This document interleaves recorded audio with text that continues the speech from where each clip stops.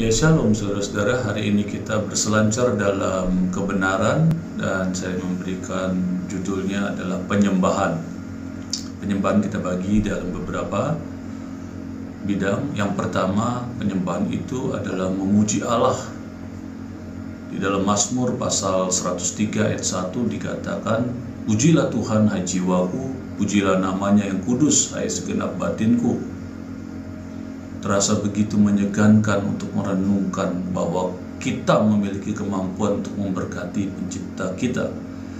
Tapi bila kita membaca Alkitab, kita tiap kali diharuskan untuk melakukan hal itu. Kita memberkati dia dengan pujian dan penyembahan kita kepadanya. Yang kedua, pujian. Pujian adalah suatu ekspresi dari suatu kekaguman dan penghargaan. Apabila kita memuji seseorang, kita menyatakan betapa baiknya dia, hebatnya dia, atau betapa besar hal-hal yang telah dicapainya. Demikian pun terhadap Tuhan. Pujian harus ada hubungannya dengan pengakuan akan keadaan dan kekuatan Allah.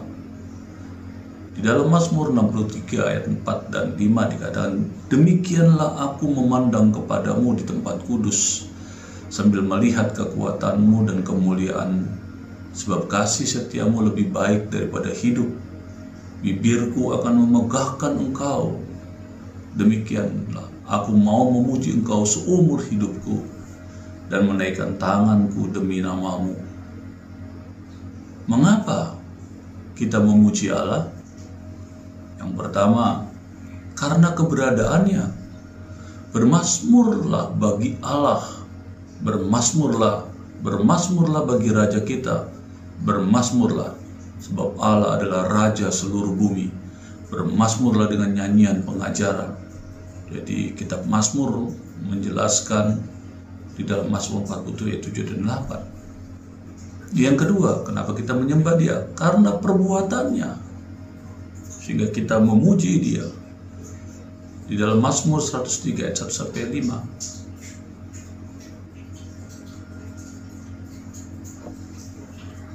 "Pujilah Tuhan, hai jiwaku, pujilah namanya yang kudus, hai segenap batinku.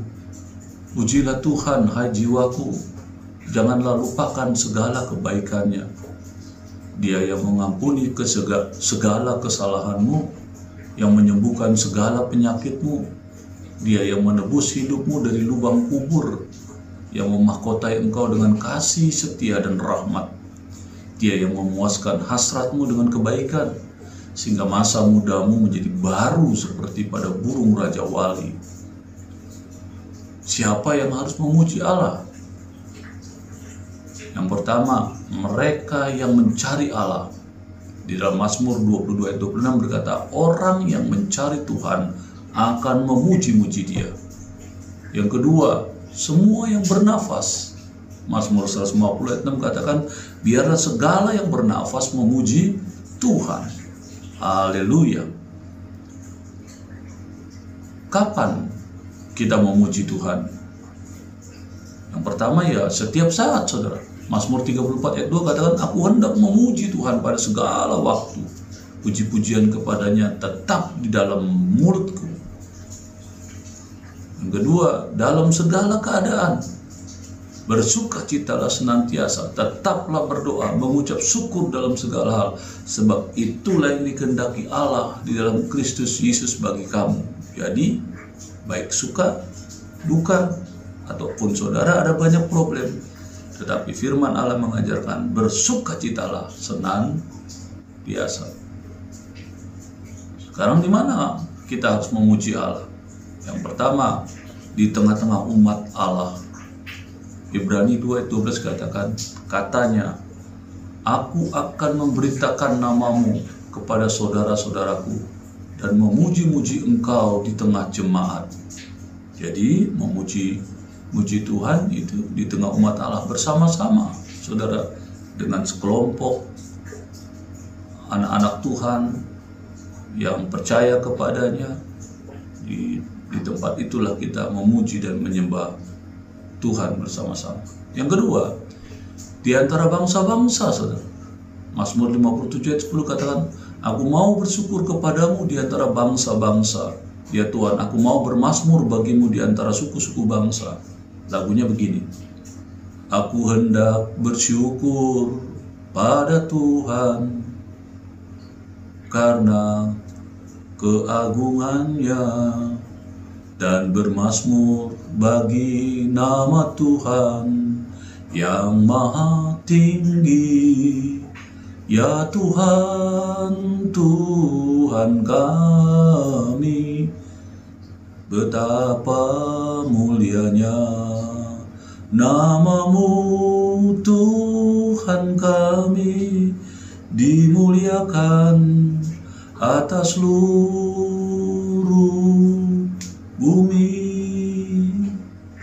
Jadi Mazmur 63 ayat 5 mengatakan, Mazmur 57 ayat 10 mengatakan kita memuji-muji Tuhan di antara segala bangsa. Seterusnya di tempat tidur, saudara. Jadi di tempat tidur juga, saudara, kita wajib dan harus bisa memuji-muji Dia. Di dalam Mazmur 63 ayat 5 sampai 7 dikatakan, demikianlah aku mau memuji Engkau seumur hidupku. Dengan bibir yang bersorak-sorai mulutku memuji-muji. Apabila aku ingat kepadamu di tempat tidurku, merenungkan Engkau sepanjang kawal malam. Wow, luar biasa, saudara ya. Sekarang yang ketiga adalah penyembahan. Jika pujian adalah suatu ekspresi dari kekaguman dan penghargaan, maka penyembahan adalah ekspresi dari kasih dan pemujaan. Kita mungkin saja mengagumi seseorang dan menghargai apa yang telah dilakukannya tanpa mengasihi dia. Begitu pula terhadap Allah. Penyembahan harus ada hubungan dengan kasih kita pada Tuhan, dan itu hanya dapat diekspresikan dengan memberikan seluruh hati dan hidup kita bagi Dia. Di dalam Markus 12 ayat 33 dikatakan, memang mengasihi Dia dengan segenap hati dan dengan segenap pengertian dan dengan segenap kekuatan, dan juga mengasihi sesama manusia seperti diri sendiri adalah jauh lebih utama daripada semua korban bakaran dan korban sembelihan. Saudara, upacara-upacara tradisi dan keagamaan dari bangsa Israel di kitab suci Perjanjian Lama berubah menjadi memuakkan bagi Tuhan karena hati mereka jauh daripadanya. Ya saudara, itu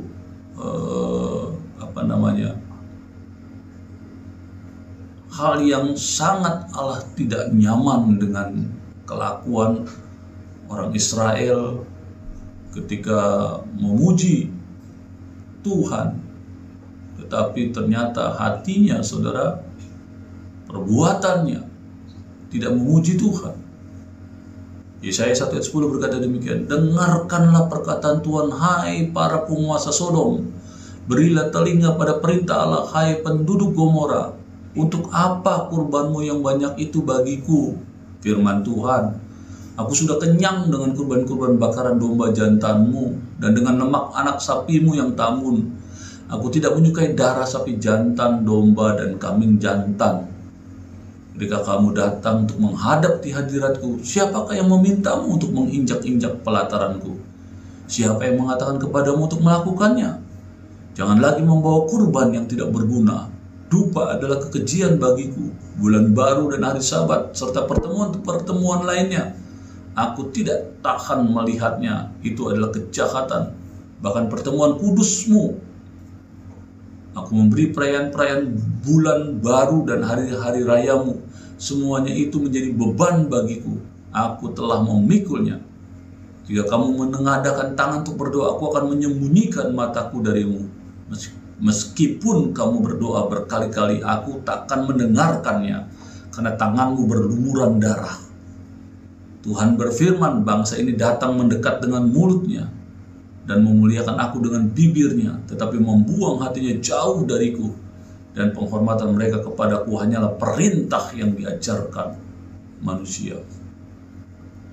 Jadi hari ini pun Tuhan hanya tertarik pada penyembahan yang murni, supaya saudara dan saya tahu, dan sungguh-sungguh yang keluar dari hati kita. Karena di dalam Yohanes 4 ayat 23-24 dikatakan demikian, tetapi saatnya akan datang dan sudah tiba sekarang bahwa penyembah-penyembah benar akan menyembah Bapa dalam roh dan kebenaran. Sebab Bapa menghendaki penyembah-penyembah demikian. Allah itu roh, dan barang siapa menyembah Dia harus menyembahnya dalam roh dan kebenaran. Karena itu yang memang dikehendaki Allah. Saudara, ada contoh ya, di dalam Yohanes pasal 4 ayat 4 sampai 23 itu. Ya, bagaimana seorang perempuan yang begitu berdosa dikunjungi oleh Tuhan. Waktu Tuhan Yesus datang ke Samaria, di sebuah kota yang bernama Sikar, yang terletak di dekat tanah yang dulu diberikan Yakub kepada anaknya Yusuf. Sumur Yakub ada di sana. Kemudian Yesus yang lelah karena perjalanan duduk di pinggir sumur itu. Saat itu kira-kira jam 6 gitu ya. Datanglah seorang perempuan Samaria untuk menimba air. Yesus berkata kepadanya, "Berilah aku minum." Sebab murid-muridnya saat itu telah pergi ke kota untuk membeli makanan, saudara. Perempuan Samaria itu berkata kepada Yesus, "Bagaimana mungkin engkau orang Yahudi meminta air minum kepadaku yang adalah perempuan Samaria?" Sebab orang Yahudi tidak bertegur sapa, saudara, dengan orang Samaria. Yesus menjawab dan berkata kepadanya, "Jika kamu tahu tentang karunia Allah dan tahu siapa yang berkata kepadamu, 'Berilah aku minum,' kamu pasti akan meminta kepadanya dan Dia akan memberimu air hidup." Perempuan itu berkata kepadanya, "Tuhan, engkau tidak punya timba dan sumur ini sangat dalam. Dari mana engkau akan memperoleh air hidup itu? Apakah engkau lebih besar daripada nenek moyang kami, Yakub, yang memberikan sumur ini kepada kami, dan yang telah minum sendiri dari sumur itu, beserta semua anak dan ternaknya?" Yesus menjawab dan berkata kepada dia, "Setiap orang yang minum dari air ini akan haus lagi. Tetapi orang yang minum dari air yang kuberikan kepadanya tak akan pernah haus lagi. Melainkan air yang kuberikan kepadanya itu akan menjadi mata air di dalam dirinya yang akan terus-menerus memancar sampai kepada kehidupan yang kekal." Perempuan itu berkata kepada Yesus, "Tuhan, berilah aku air, supaya aku tidak akan haus lagi, dan aku tidak perlu datang lagi ke sini untuk menimba air." Yesus berkata kepadanya, "Pergilah, panggil suamimu, dan kembalilah ke sini." Wow, saudara, ini bukan perkara yang gampang, saudara. Sebab sebuah penjelasan pertemuan seorang pria dan wanita, dan ketika Yesus menyuruh dia memanggil suaminya, perempuan itu menjawab, "Aku tidak mempunyai suami." Kata Yesus kepadanya, "Kamu benar saat berkata aku tidak mempunyai suami, karena kamu sudah memiliki 5 suami, dan laki-laki yang tinggal bersamamu sekarang bukanlah suamimu, dan hal ini kamu berkata benar." Di luar biasa, pada zaman itu wanita 5 suami, saudara. Ya, jadi hati-hati pria-pria zaman sekarang dengan wanita-wanita sekarang. Jangan kamu anggap remeh ya. Dulu saja satu wanita bisa 5 suami. Apalagi sekarang begitu bebasnya ya kondisi yang ada, pertemuan hubungan yang begitu bebas dengan segala perangkat kecanggihan teknologi. Begitu mudahnya orang untuk berbuat dosa dalam perzinahan. Kata perempuan itu kepadanya, "Tuhan, sekarang aku tahu bahwa engkau adalah seorang nabi. Nenek moyang kami menyembah di gunung ini, tetapi bangsamu mengatakan bahwa Yerusalemlah tempat orang harus menyembah." Yesus berkata kepadanya, "Percayalah kepadaku, hai perempuan, akan tiba saatnya ketika bukan di gunung ini ataupun di Yerusalem orang menyembah Bapa. Kamu menyembah yang tidak kamu kenal, tetapi kami menyembah yang kami kenal, karena keselamatan datang dari bangsa Yahudi. Namun akan tiba saatnya, itu sekarang, penyembah-penyembah benar akan menyembah Bapa dalam roh dan kebenaran. Sebab Bapa menuntut yang seperti itu untuk menyembah Dia." Jadi saudara-saudara, begitulah yang Allah rindukan dalam penyembahnya. Bagaimana penyembahan yang ada? Ya saudara, satu, ya, menyembah dalam roh Roh kita disebut batin, bahasa Inggrisnya inner man. Inner man, manusia batinia. Jadi penting sekali saudara mengerti ini. Aku berdoa supaya sesuai dengan kekayaan kemuliaannya, Ia berkenan mengaruniakan kepadaku kekuatan di dalam batinmu dengan kuasa melalui Roh-Nya. Jadi penyembahan yang benar terjadi apabila batin kita dalam menanggapi bisikan Roh Allah, menyatakan kasih dari pemujaan pada Allah. Penyembahan seperti dapat berupa kata-kata yang diucapkan, suatu lagu kasih pada Tuhan, atau pemujaan tanpa suara. Penyembahan yang benar-benar memerlukan Roh Kudus yang bekerja atau bersaksi dalam roh kita. Karena itu hanya mereka yang telah lahir baru, ya saudara, dalam roh, melalui iman dalam Yesus Kristus dapat mendengar dengan benar-benar menyembah Allah. Yohanes pasal 3 mengatakan demikian. Jawab Yesus kepadanya, sesungguhnya aku berkata kepadamu, jika seorang tidak dilahirkan dari air dan roh, ia tidak dapat masuk ke dalam kerajaan Allah. Apa yang dilahirkan dari daging adalah daging, dan apa yang dilahirkan dari roh adalah roh. Janganlah heran aku berkata kepadamu, kamu harus dilahirkan kembali. Angin bertiup kemanapun ia mau, dan kamu mendengar bunyinya, tetapi kamu tidak tahu dari mana asalnya dan kemana ia akan pergi. Begitu juga dengan setiap orang yang dilahirkan dari roh. Begitu dahsyat dan begitu luar biasa. Yang kedua, penyembahan dalam kebenaran. Tadi pertama dalam roh, kedua dalam kebenaran. Menyembah Allah dalam kebenaran adalah menyembah Dia seperti apa yang seharusnya kita lakukan menurut firman Allah, Alkitab. Nadab dan Abihu, anak-anak dari imam besar, mempersembahkan api asing di hadapan Tuhan pada Deus. Mereka sudah diajarkan bagaimana mereka harus memberi api yang baru, ya, di dalam kemah suci yang ada. Tapi mereka mengatur sendiri api, mengambil apinya sendiri menurut maunya mereka, dan akibatnya mereka binasa. Ya, di dalam Bilangan 3:4 dikatakan, namun Nadab dan Abihu mati ketika mereka mempersembahkan kepada Tuhan dengan api yang tidak layak di padang belantara Sinai. Mereka tidak memiliki anak. Jadi Eleazar dan Itamarlah yang melayani sebagai imam pada masa Harun ayah mereka masih hidup. Namun Nadab dan Abihu mati karena mereka memberikan persembahan dengan api yang lain di hadapan Tuhan. Jadi jelas sekali, ya, penyembahan kepada Tuhan itu tidak main-main. Jadi peringatan keras ini menggambarkan pentingnya mempelajari rencana Allah atau untuk pelayanan keimaman. Jadi saudara ingin menyembah dengan benar, ya, baca Alkitab. Saudara bisa tahu mana yang Tuhan sukai, mana yang tidak Tuhan sukai, sehingga kamu melakukan apa yang Tuhan sukai.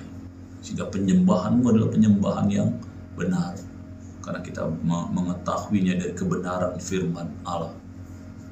Ada pengorbanan, ada penyucian, ada pengurapan, dan cara berpakaian sebelum melakukan penyembahan. Ya saudara, jadi di zaman perjanjian lama, di zaman Musa, itu dididik bagaimana awal-awal Musa mengajarkan kepada bangsa Israel menyembah Allah dengan segala perangkat-perangkat yang ditujukan untuk kemuliaan Tuhan, pakaian yang ditentukan. Jadi bukan sembarang menghadap Tuhan atau menyembah Tuhan kepada orang Israel, supaya mereka menghormati Allah dengan baik, sampai berpakaiannya pun Tuhan yang tentukan. Di dalam Keluaran 30, Tuhan berkata kepada Musa, buatlah sebuah bejana perunggu dan letakkan di atas alas perunggu sebagai tempat untuk pembasuhan. Jadi letakkanlah bejana itu di antara kemah pertemuan dan mezbah. Isilah bejana itu dengan air. Harun dan anak-anaknya harus mencuci tangan dan kaki mereka dengan air dari bejana ini. Jadi tangan dan kaki harus dibersihkan. Setiap kali mereka memasuki kemah pertemuan, mereka harus membasuh diri dengan air itu agar mereka tidak mati. Setiap kali mereka memasuki kemah pertemuan, mereka harus membasuh diri dengan air itu agar mereka tidak mati. Mereka juga harus membasuh diri setiap kali mendekati mezbah untuk melayani. dengan mempersembahkan korban bakaran bagi Tuhan. Mereka harus membasuh tangan dan kaki mereka agar tidak mati. Ini akan menjadi peraturan yang berlaku selamanya bagi Harun dan keluarganya, turun-temurun. Kemudian Tuhan berkata kepada Musa, ambillah rempah-rempah yang terbaik. Ambillah 500 sikal minyak mur, 250 sikal kayu manis yang harum, dan 250 sikal kayu teja, dan 500 sikal kasia. Jadi itu adalah ramuan, wangi-wangian yang dipersiapkan, saudara, sebagai sebuah ukupan yang harum, yang menyenangkan Tuhan. Ini ditentukan, saudara, bukan sembarang-sembarang kita menyediakan sebuah ramuan ukupan untuk menyembah Tuhan. Pakailah ukuran sikal kemah suci untuk semua itu. Ambil juga minyak zaitun 1 hin, seorang ahli parfum, itulah yang akan menjadi minyak urapan kudus. Jadi luar biasa, saudara. Minyak urapan saja ditentukan oleh Tuhan, bukan manusia yang mengaturnya. Harus segini, Tuhan yang tentukan. Jadi gunakan minyak itu untuk mengurapi kemah pertemuan dan tabut perjanjian, meja, kurban bakaran, dan semua perkakasnya, dan bejana pembasuhan beserta tumpuannya. Kamu harus menguduskan semua itu sehingga semuanya menjadi maha kudus. Segala sesuatu yang menyentuh barang-barang itu juga akan menjadi kudus. Kamu juga harus mengurapi Harun dan anak-anaknya dan menguduskan mereka supaya mereka dapat melayaniku sebagai imam. Jadi untuk menjadi imam mereka juga harus dikuduskan dahulu, Harun dan anak-anaknya, oleh Musa. Pertama kali dipercayakan Tuhan untuk mengurapi mereka. Katakan kepada bangsa Israel, minyak ini harus menjadi minyak urapan kudus di antaramu dari generasi ke generasi. Minyak ini tidak boleh dicurahkan ke atas orang-orang biasa. Juga jangan membuat tiruan dari minyak ini, sebab minyak ini kudus dan haruslah itu kudus bagi kalian. Orang yang membuat tiruan minyak itu atau mencurahkannya ke atas orang biasa harus diasingkan dari umat. Tuhan berkata kepada Musa, ambillah rempah-rempah yang harum ini, damar, kulit rokan, getah rasa mala, dan kemenyan murni, jumlah masing-masing haruslah sama. Campurlah rempah-rempah itu untuk membuat kemenyan yang harum. Buatlah seperti seorang ahli parfum membuatnya. Campurkan garam supaya itu menjadi murni dan kudus. Tumbuklah sebagian kemenyan itu hingga halus. Letakkan bubuk kemenyan itu di depan tabut perjanjian di dalam kemah pertemuan tempat aku bertemu denganmu. Bubuk kemenyan itu haruslah maha kudus bagimu. Luar biasa, saudara. Jangan pernah membuat tiruan kemenyan seperti itu bagi dirimu sendiri. Haruslah menjadi sesuatu yang kudus bagimu di hadapan Tuhan. Seseorang yang membuat tiruan kemenyan itu dan dipakai untuk dirinya sendiri harus diasingkan dari umat Israel. Ya, jadi begitu dahsyatnya untuk menyembah Allah pada zaman perjanjian lama, begitu dipersiapkan dari segala tempat, perangkat yang dipakai oleh kita, bahkan segala peralatannya itu ditetapkan oleh Allah untuk menyembahnya. Anda akan melihat di dalam Wahyu 1, ya saudara, ayat 5 dan 6 itu dikatakan bahwa kita, ya, kita ini, ya, saya bacakan ayatnya, dan dari Kristus Yesus saksi yang setia yang pertama kali bangkit dari antara orang mati dan penguasa atas raja-raja di bumi, bagi Dia yang mengasihi kita dan melepaskan kita dari dosa-dosa kita dengan darahnya, dan telah menjadikan kita menjadi satu kerajaan, imam-imam bagi Allah dan Bapanya. Bagi Dialah kemuliaan dan kekuasaan sampai selama-lamanya. Jadi yang pertama, dibasuh dari dosa-dosa kita di dalam darahnya sendiri sebelum dijadikan imam-imam bagi Allah. Seorang rasul, guru di Amerika Serikat sedang melatih banyak pemimpin untuk menyembuhkan penyakit dan mengadakan mujizat. Ketika seorang nabi berkata padanya, Tuhan berfirman padamu, betapa beraninya kamu mengajar orang-orang yang najis ini mengerjakan pekerjaanku. Hentikanlah. Jadi ada banyak orang-orang yang mau mencoba membuat minyak-minyak itu yang sebenarnya tidak boleh. Firman Allah mengajarkan itu tidak boleh sembarangan itu dibuat. Tiruannya apalagi tidak boleh. Tapi banyak orang memakai minyak-minyak urapan itu, ya, sembarangan. Minyak ukupan itu, ya. Tapi Tuhan mengajarkan tidak boleh. Jadi harus ada persiapan yang banyak dari imam-imam sebelum mereka dapat masuk ke dalam ruang suci untuk menyembah Tuhan. Dan apabila kita meremehkan langkah-langkah yang sudah digariskan, yang ditentukan oleh Tuhan, akan sangat membahayakan. Kita harus menyembah dalam kebenaran menurut jalan yang ditunjukkan oleh kitab suci. Pernyataan-pernyataan pujian dan penyembahan ya menurut Alkitabnya kita lihat penjelasan Alkitab tentang penyembahan dari tubuh ini. Yang pertama dengan mulut. Ya, mulut ini menyanyi, memuji, berteriak, saudara. Ya itu adalah yang ditetapkan oleh Tuhan. Aku akan bergembira dan bersukacita di dalam Engkau. Aku akan menyanyikan pujian bagi namamu yang maha tinggi. Nyanyikanlah pujian bagi Tuhan yang duduk di Sion. Beritahukanlah dia di antara bangsa-bangsa dan perbuatannya. Ya, jadi menyanyi, memuji dan berteriak, saudara, itu melalui mulut. Dengan tangan kita mengangkat tangan, ya, clap, bertepuk tangan. Ya. Dengan alat musik, ya, itu kita memuji dan menyembah Dia, meninggikan namanya. Oleh karena itu aku akan memujimu selama hidupku dan dalam namamu aku akan mengangkat tanganku. Jadi mengangkat tangan, saudara, itu bagian dari memang perintah Tuhan, saudara. Itu penting sekali untuk dimengerti, ya, saudara.